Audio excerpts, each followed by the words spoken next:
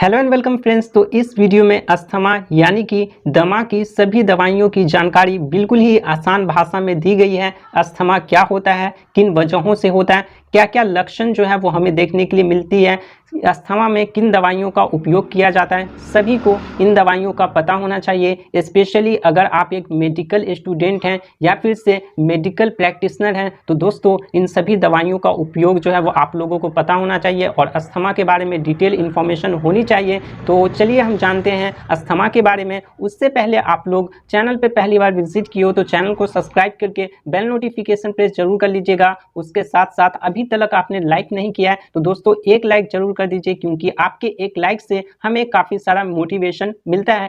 चलिए अब हम जानते हैं अस्थमा के बारे में कि अस्थमा क्या होता है। मैं यहाँ पे इंग्लिश और हिंदी दोनों में डिफिनेशन लिख रखा हूँ, आपको दोनों में काफ़ी अच्छे तरीके से समझाने वाला हूँ। तो सबसे पहले हम जान लेते हैं इंग्लिश डिफिनेशन को। तो a condition in which a person's airways become inflamed, मतलब कि ये एक ऐसी अवस्था होती है जिसमें किसी व्यक्ति की एयरवेज जो होता है वो क्या हो जाता है, इन्फ्लामेटेड हो जाता है। ठीक है, इन्फ्लाम्ड हो जाता है, जैसे कि narrow soil and produce extra mucus, वो एक्स्ट्रा म्यूकस प्रोड्यूस करता है। म्यूकस का मतलब क्या हो गया, तो बलगम। ठीक है, वो जो एयरवेज होता है वो क्या करता है, एक्स्ट्रा म्यूकस प्रोड्यूस करता है। उसकी वजह से हमें क्या होता है, तो which makes it difficult to breathe, हमें सांस लेने में प्रॉब्लम होती है, उसे ही हम लोग अस्थमा कहते हैं। चलिए जान लेते हैं अब हम हिंदी डेफिनेशन को। तो अस्थमा एक ऐसी स्थिति होती है जिसमें किसी व्यक्ति के वायु मार्ग में सूजन एवं संकीर्णता आ जाती है और अतिरिक्त बलगम उत्पन्न होता है जिसमें सांस लेने में बहुत मुश्किल होता है, उसे ही हम लोग क्या कहते हैं, अस्थमा या दमा कहते हैं। वायु मार्ग का मतलब क्या हो गया, तो एयरवेज। ठीक है, उसके बाद बलगम का मतलब क्या हो गया, तो यहाँ पे म्यूकस, आपको मैंने इंग्लिश के डिफिनेशन में भी बता रखा है। और सांस लेना मतलब कि ब्रीथ, ठीक है, डिफिकल्टी, मुश्किल होना। तो ये हमारा क्या हो गया, अस्थमा की डिफिनेशन हो गया। आई होप कि आप लोगों को काफ़ी अच्छी तरीके से समझ में आ रही होगी। अगर आपको कोई प्रॉब्लम है तो आप यहाँ पे कमेंट बॉक्स में पूछ सकते हैं। चलिए अब हम कुछ एग्जाम्पल से समझ लेते हैं कि नॉर्मल बंदे की जो होती है वो लंग्स कैसी होती है, उसके साथ साथ अस्थमैटिक पेशेंट की लंग्स कैसी होती है। जैसा कि आप यहाँ पे देख सकते हो कि नॉर्मल लंग्स कुछ इस प्रकार से होती है, ठीक है, और अस्थमैटिक लंग्स जो होती है वो कुछ इस प्रकार से होती है। अब मैं आप लोगों को इन दोनों में अंतर बताने जा रहा हूँ, तो आप लोग अच्छे से यहाँ पे देखना और वीडियो को स्किप आप लोगों को बिल्कुल भी नहीं करना है, एंड तक देखना है, क्योंकि आप लोगों को काफ़ी यूजफुल नॉलेज जो है वो मिलने वाली है। तो देख सकते हो कि नॉर्मल लंग की यहाँ पे जो एयर वे है वो एकदम ही क्लियर है। ठीक है, यहाँ पर जो सांस लेने की क्रिया है या कह सकते हो कि आदान प्रदान होता है सांस लेने की हवा की, वो यहाँ पे एकदम ही क्लियर है। होल देख सकते हो आप दोस्तों कि यहाँ पे कितनी बड़ी है, जिसकी वजह से हम जो है वो नॉर्मली सांस ले पाते हैं। बट यहाँ पे जो अस्थमैटिक पेशेंट होते हैं जिन्हें दमा हो रखा होता है, उनका एयर वे आप देख सकते हो कि कितना यहाँ पे छोटा है। क्यों छोटा है, तो इसमें क्या हो गया, इन्फ्लामेशन हो गया है, सूजन आ गया, उसके साथ साथ यहाँ पे म्यूकस बढ़ गया है। ठीक है, म्यूकस की वजह से भी यहाँ पे एयरवे जो है वो हमारा क्या हो गया, छोटा हो गया, जिसकी वजह से हमें सांस लेने में प्रॉब्लम होती है। तो आई होप कि अब आप लोगों को कंफर्म समझ में आ गया होगा। नॉर्मल लंग्स जो होते हैं वो कुछ इस प्रकार के होते हैं जिसमें होल बड़ा होता है और सांस लेने में कोई भी प्रॉब्लम नहीं होती है। और अस्थमैटिक लंग जो होता है उसमें यहाँ पे इन्फ्लामेशन आ जाती है, सूजन हो जाती है, म्यूकस यहाँ पे भर जाते हैं, जिस वजह से हमारा जो होल होता है, ठीक है, वो छोटा हो जाता है, तो सांस लेने में हमें प्रॉब्लम होती है, जिसकी वजह से हम काफ़ी सारी मेडिसिन का यूज़ करते हैं, जैसे कि काफ़ी सारे इनहेलर हो गए। कुछ और एग्जाम्पल से मैं आप लोगों को अच्छे तरीके से समझाना चाहूँगा। देखो, what does asthma look like, ठीक है, अस्थमा एक्चुअल में दिखता है कैसा है, क्यों होता है, कैसे होता है, वो सभी जानकारी आपको मिलने वाली है। ठीक है, तो देखो, एयरवेज इन पीपुल विदाउट अस्थमा, मतलब कि बिना अस्थमा वाले लोगों का एयरवेज कैसा होता है, तो ऐसा होता है। और देखो, Airways in people with asthma, ठीक है, जिन्हें अस्थमा हो रखा है उनका एयरवेज कैसा होता है, तो ऐसा होता है। दोनों में डिफरेंस भी है। नॉर्मल लाइनिंग हो गया, यहाँ जिससे अस्थमा नहीं हो रखा है उसका एयरवेज में कैसा होगा, तो normal lining, normal amount of mucus की भी नॉर्मल अमाउंट होती है। ठीक है, मसल रिलैक्स्ड होता है। बट जिसे अस्थमा हो गया है उसे क्या होगा, सॉइलेड लाइनिंग, मतलब कि सूजन सा लाइनिंग होना। उसके बाद एक्सेस अमाउंट ऑफ म्यूकस, ज़्यादा अमाउंट में म्यूकस रिलीज होना, मतलब कि बलगम रिलीज होना, मसल टाइटेंट। ठीक है, तो देख सकते हो आप लोग कि कुछ इस प्रकार से अगर कोई व्यक्ति का नॉर्मल एयरवे है विदाउट अस्थमा तो ऐसा होता है, और अस्थमा है तो उसका कुछ ऐसा एयरवे होता है, इन्फ्लामेटेड हो जाता है, इन्फ्लामेशन हो जाती है, सूजन आ जाती है, म्यूकस ज़्यादा रिलीज होता है। तो कुछ इस प्रकार से आप लोग, आई होप कि आप लोग कन्फर्मली समझ गए होंगे कि हाँ, नॉर्मल एयरवेज कैसा होता है और अस्थमैटिक एयरवेज कैसा होता है। अब चलिए हम जान लेते हैं कुछ कॉमन कॉज के बारे में कि किन कारणों की वजह से जो है वो हमारे को अस्थमा हो जाता है, कौन कौन सी कारण होती होती है, जिससे आप बच के रहोगे तो ऑफकोर्स आपको भी अस्थमा नहीं होगा। दोस्तों मैं आप लोगों को एक एक करके इसलिए समझा रहा हूँ कि आपको एक एक चीज़ क्लियर वे में पता हो, ताकि कोई भी प्रॉब्लम आपको ना हो। ठीक है, कहीं पर भी आप अस्थमा के बारे में बात करो तो आपको एक एक नॉलेज होना चाहिए, इसलिए मैं आपको एक एक करके बता रहा हूँ। चलिए अब हम काउस के बारे में बात करें तो पॉल्यूशन की वजह से हो सकता है, smoking, bacteria and viruses, genetic कहने का मतलब कि अगर आपके दादाजी को अस्थमा था तो आपके पापा को भी होगा, और आपके पापा को होगा तो आपको भी होगा, तो ऐसे करके फिर आपके बच्चों को भी हो सकता है। तो जेनेटिक भी यहाँ पे अस्थमा होती है।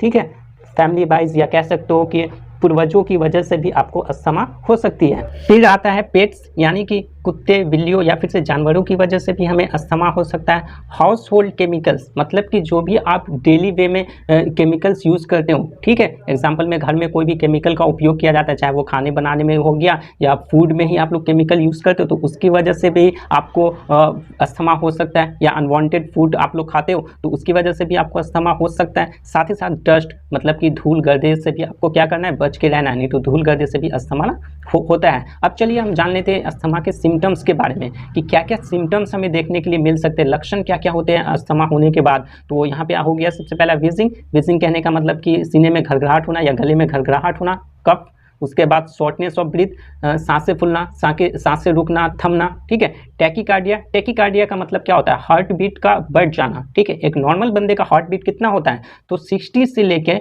100 होता है। ठीक है दोस्तों, एक नॉर्मल बंदे का हार्ट बीट, और वहीं पे अगर आपका 100 पर मिनट, मतलब 1 मिनट में 100 बार, ठीक है, और 100 बार से ज़्यादा अगर आपका दिल धड़क रहा है, बीट कर रहा है, तो उसे हम टेकीकार्डिया कहते हैं। आई होप कि आपको समझ में आ रही होगी। ठीक है, उसके बाद डिफिकल्टी ऑफ ब्रीदिंग, सांस लेने में प्रॉब्लम होना, पेल एंड वेट स्किन का पीला पड़ जाना। ठीक है, और पानी सा होना, उसके बाद डिस्पेनिया होना, उसके बाद चेस्ट टाइटनेस, मतलब कि सीने में मरोड़ होना। ठीक है, सीने में मरोड़ होना या दर्द होना, तो ये भी आपको जो है वो सिम्टम्स देखने के लिए मिल सकती है।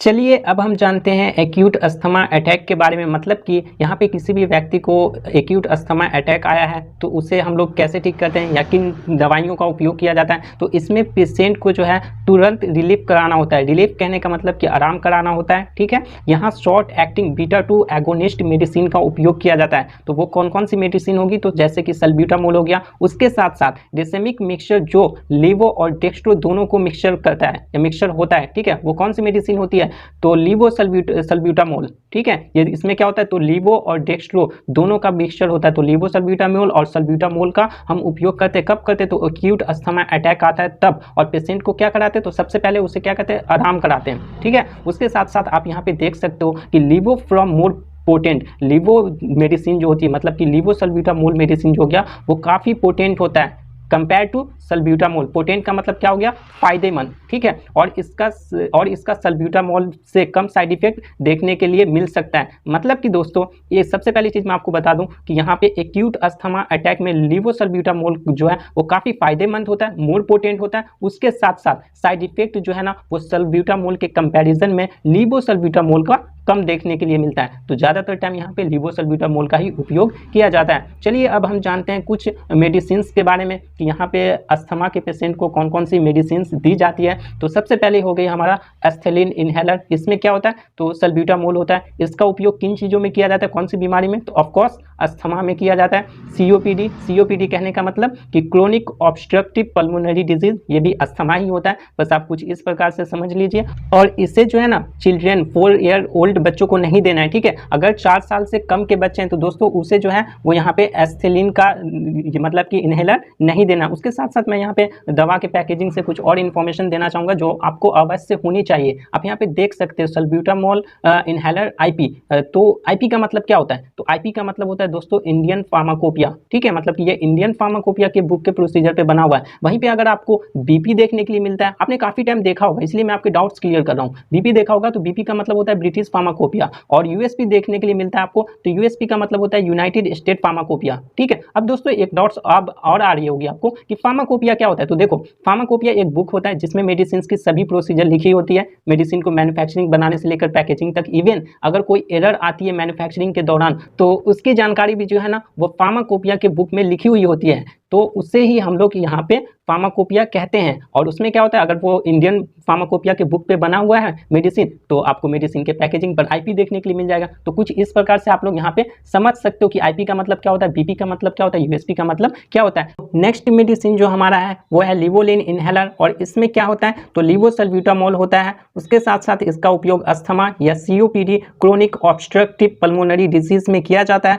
और दोस्तों ये क्या करता है, तो यह सांस के नली को रिलैक्स करता है या डायलेट कर देती है, ठीक है, जिससे हम जो है वो आसानी से सांस ले सकते हैं, हवा का आदान प्रदान कर सकते हैं। दोस्तों मैं आप लोगों को बताना चाहूंगा कि आपको इन सभी दवाइयों में से कोई भी दवा का उपयोग खुद से बिल्कुल भी नहीं करना है। डॉक्टर के प्रिस्क्रिप्शन या फिर से डॉक्टर के सलाह से ही आपको इन सभी दवा में से कोई सा भी दवा का उपयोग करना है। अगर आप खुद से उपयोग करते हैं और कोई भी साइड इफेक्ट देखने के लिए मिलता है तो उसके जिम्मेदार आप खुद होंगे। मैं यहाँ पे सिर्फ नॉलेजेबल पर्पस के लिए वीडियो बना रहा हूँ, ठीक है। तो अब हम जान लेते हैं अगले मेडिसिन के बारे में। तो अगला मेडिसिन जो है दोस्तों वो हमारा ब्यूडोकॉर्ट इनहेलर है, ठीक है। इसमें क्या होता है, तो ब्यूडोसोनाइड होता है और इसका उपयोग अस्थमा और सीओपीडी में किया जाता है, क्रोनिक ऑब्स्ट्रक्टिव पल्मोनरी डिजीज में।